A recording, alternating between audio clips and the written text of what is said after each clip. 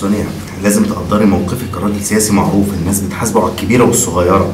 قعدتي معاكي دلوقتي فيها احراج كبير ليا. انت ممنوع تقعد مع الستات؟ بمعنى اصح رقاصات، الناس كلها هنا عارفه كويس انك رقاصه. بس المفروض ان من رعاياك يا مولاي، ولا حضرتك مسؤول عن ناس وناس لا؟ المفروض انك بتخدم شعب بحاله، العادل فيه والاعوج.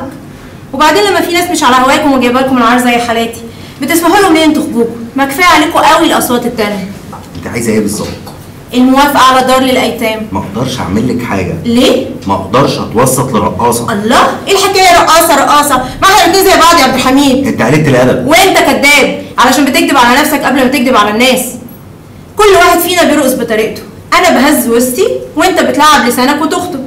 الفرق شاسع يا علمة. انا اقول لك الفرق. احنا الاتنين بنطلع في التلفزيون، انا الناس بتتفرج عليا، وانت اول ما بتظهر الناس بتقفل التلفزيون، لان رقصك ملوش جمهور، انما انا رقصي ليه جمهور. عارف ليه؟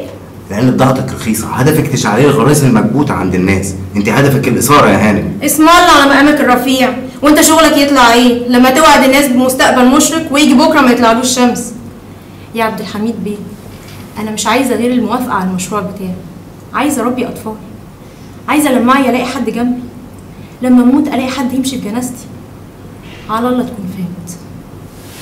عن اذنك.